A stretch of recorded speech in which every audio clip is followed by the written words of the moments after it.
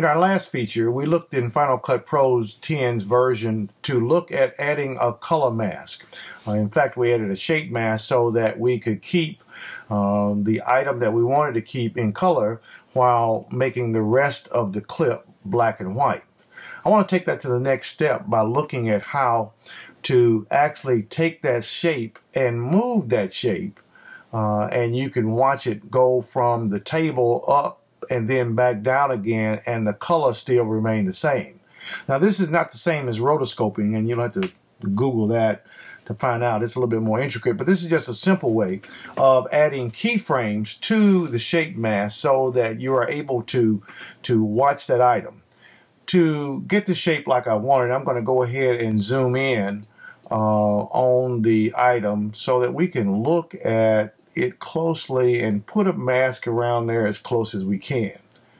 I am going to show you the shape of the mask, and I've already kind of gotten it down close, but I want to do some refining and getting it closer so that it's not necessarily on the guy's hand, but at the same time it does cover the majority of the Reese's cup.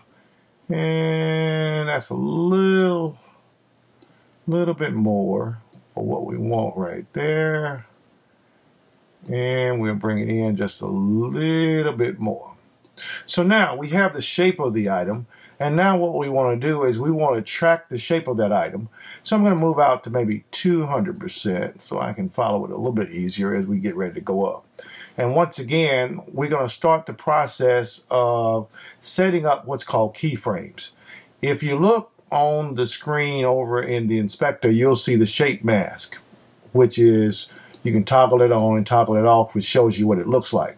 But next to it is an item shaped like a diamond, and that's where you add a keyframe.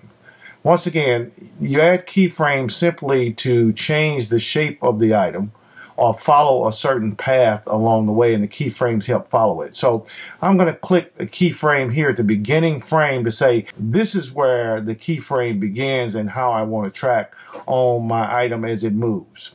And then I'm going to start using my arrow keys on my keyboard to track this frame by frame till I get to another spot where the mask is now not around the item.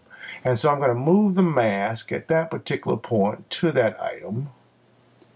And if you look over here in the shape mask, you will see that the key yellow light has lit up again on the keyframe saying it's now tracked to a new spot.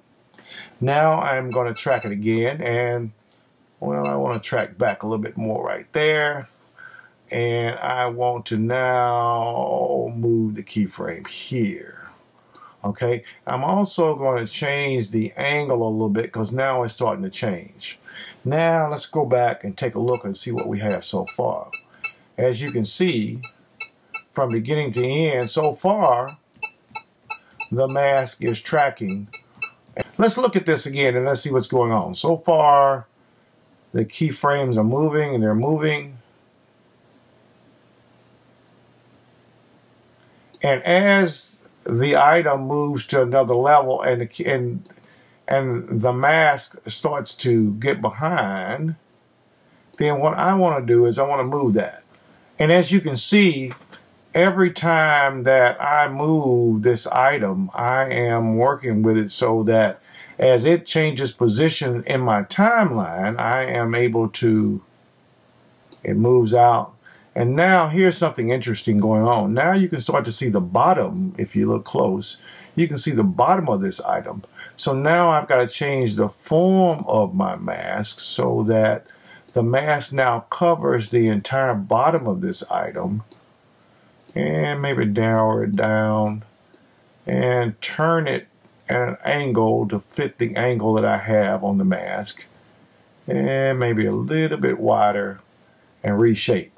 Every time I move my mask, you'll see this yellow form. Now, let's take the arrow key and go backwards so we can see what's going on so far. Okay? So as you can see, frame by frame, it's keeping up so far with the mask. Now, I am going to zoom out to 200% because I want to see a bigger picture. Now you can see more of the bottom of this unit here. So now what I want to do is I want to make sure that I open this unit up. And once again, look to your right and you'll see that the yellow button has keyframed to the next location in the frame. Now I will go another frame. Now this takes a little bit of time to do, and I'm going to scroll out to 100 at this particular point. It takes a little bit of time to do, but as you will see when we are finished, let's find the item. So now the item is getting bigger. Okay, so we want to reshape the mask and move the mask around and maybe even do it at a different angle, okay, so that it conforms to the way the mask is going. So now let's go back frame by frame and take a look and see what we have so far.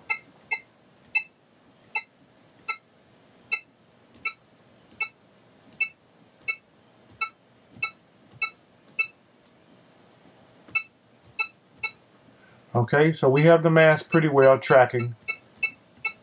And this is all done through, like I said, keyframes. Now that's off just a little bit right there. So I want to adjust that so that I've got the orange. It's a little bit different in shape.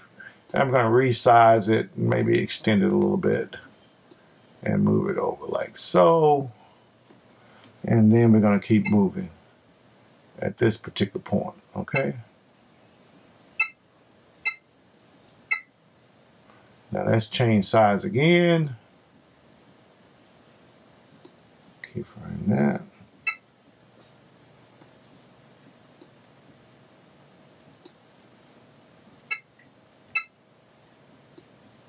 Okay.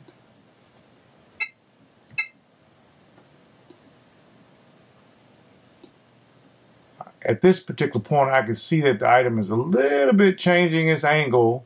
So I'm going to change my angle as well. And once again, you're adjusting the size of the mask. You're adjusting the position of the mask to fit. And it is keyframing on your right-hand side with these golden diamonds. And it's going to the top again. So I'm going to move it. I'm going to keep moving it and changing its size to fit the item that we're working with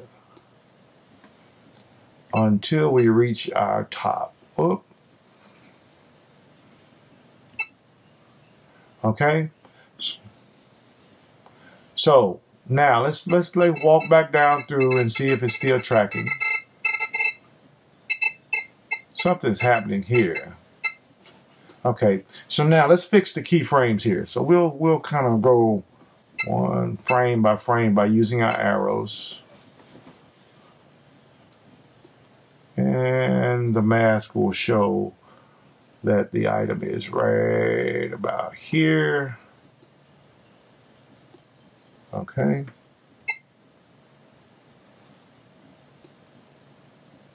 Right about here.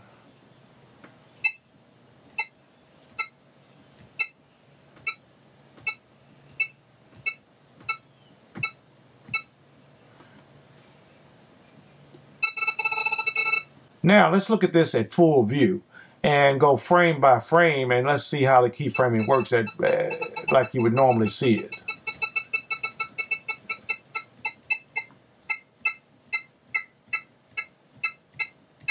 And frame by frame, you can see that that mask is following along just by keyframing.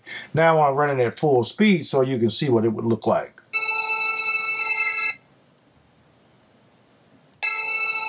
Not bad, not bad. Like I said, rotoscoping is a lot better, but as you can see, keyframing will help you if you want to get your items to the point where you can take the color and follow along to the end.